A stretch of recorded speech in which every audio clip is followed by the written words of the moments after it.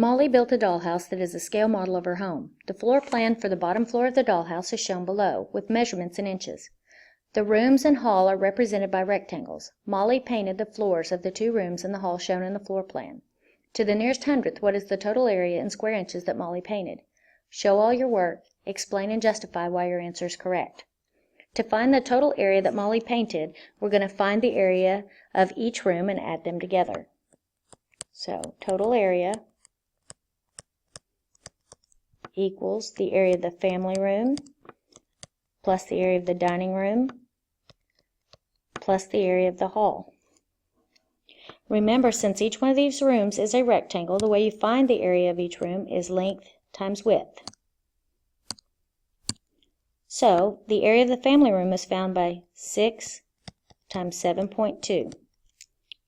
When we go to find the area of the dining room, we have to be careful because this 4.8 is not the entire length of that room. It is only part of the length of the room. We have to find this little bit here.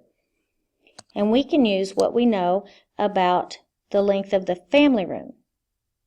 We know that this part of the family room is 4.8 inches. The entire length or the entire width of that room is 6 inches.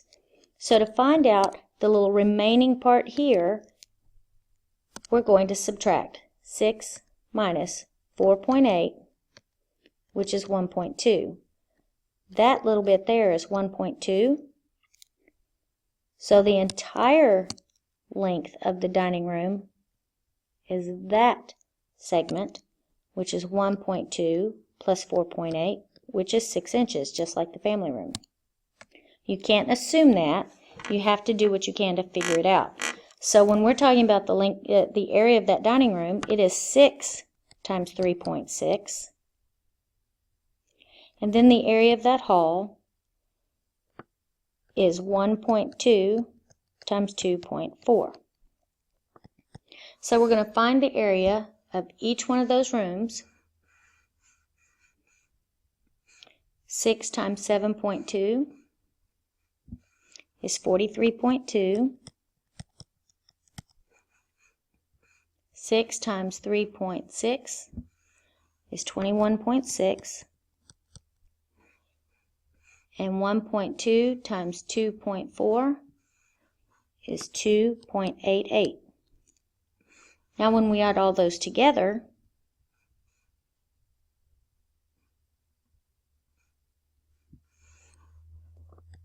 we get 67.68. Remember, when you're answering a constructed response type question, you need to make sure your answer is a complete sentence to make sure that the reader understands that you know what the question was. So the area or the total area Molly painted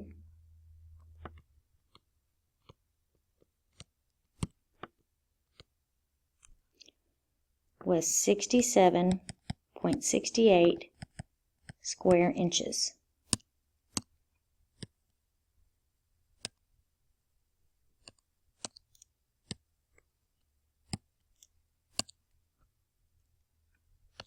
Number 12. In square ACEG shown below, B, D, F, and H are midpoints of AC, CE, EG, and AG respectively. A student thinks that the area of triangle DEF, shown shaded, is 1/4 the area of square ACEG. Explain why the student is not correct using proper mathematical terminology. It might be a little understandable why the student thinks that triangle's area is 1/4 the total area, because you have 4 sections. You have this section, this section, this section, and that section. But in order for it to be truly a 1/4, the area has to be the same as the other 3.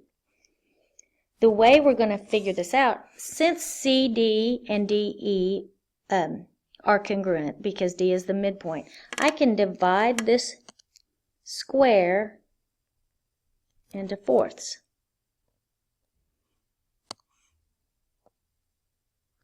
What that means is each one of these squares here are the same size, so their areas are the same.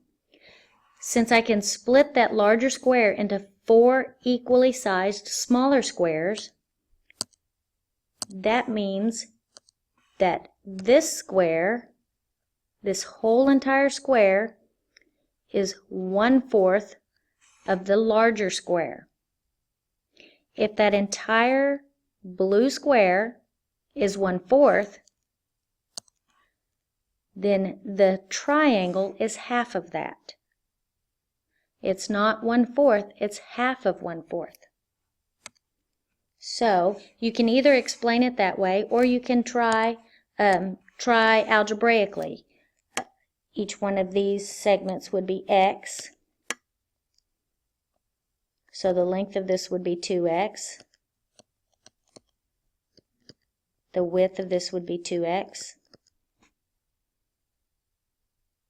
So the area would be 4x squared.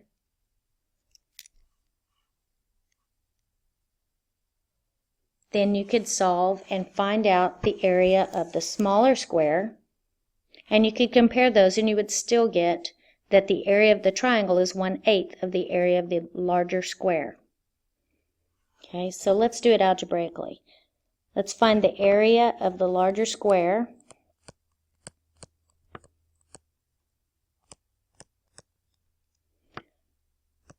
So the length is 2x, and the width is 2x. So the area of the whole thing is 4x squared.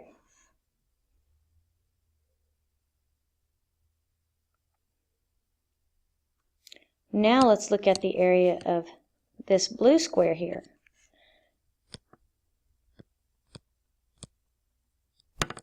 So we're looking at the area of the small square now. Its length is x, and its width is x. So its area is x squared. And you can see right now that the small square is 1/4 of the bigger square. If I divided the bigger square by 4, I would get the area of the smaller square. But the triangle is 1/2 of the smaller square.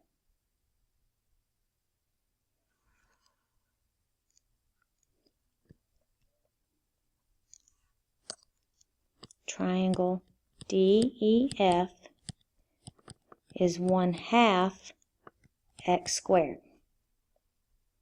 Half of that x squared, which is 1/8 of the larger square.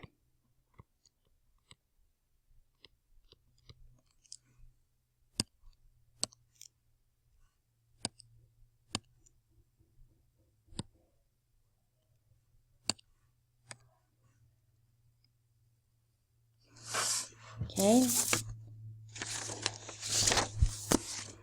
Number 13 says, functions a, b, and c are linear. Shown below are the graph of function a in the standard xy coordinate plane, a table of 5 ordered pairs belonging to function b, and an equation for function c. So function a is a graph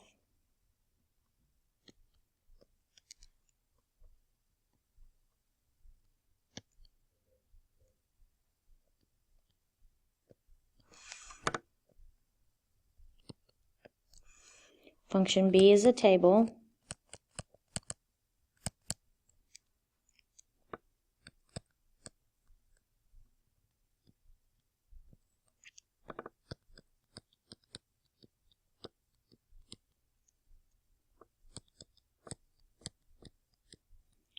function c is an equation.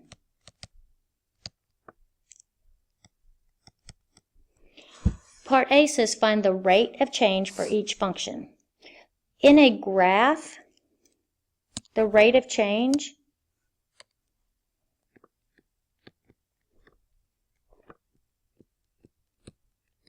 is the vertical change over the horizontal change. So if we're looking at the graph, the vertical change is it went up 4. So up 4 is represented with a positive 4. Then left 2. So we're going to represent that with a negative 2. Positive 4 divided by negative 2 means that the rate of change here is negative 2. In a table of values, rate of change is given by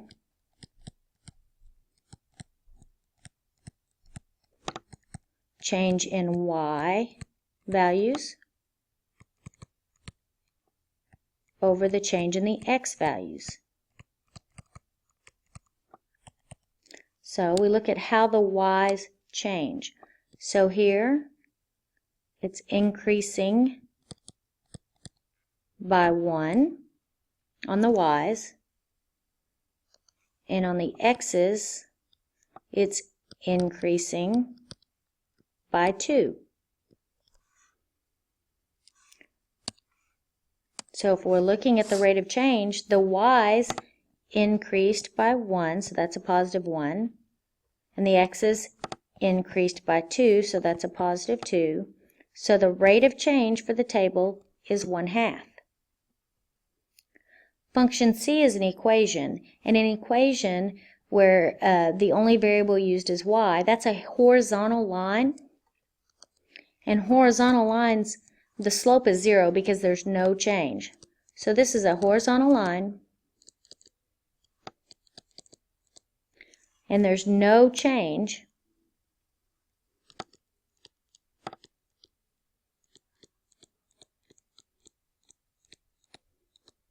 So that's part A, finding the rates of change. And then part B says arrange the functions in order of the rates of change from least to greatest. So we're going to put these in order from the smallest number to the biggest number. Okay, the smallest number is negative 2, so we're going to say in order least to greatest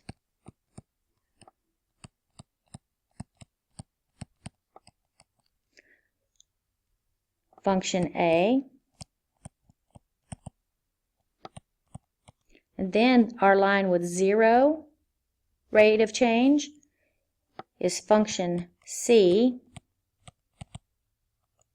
And then finally, function B.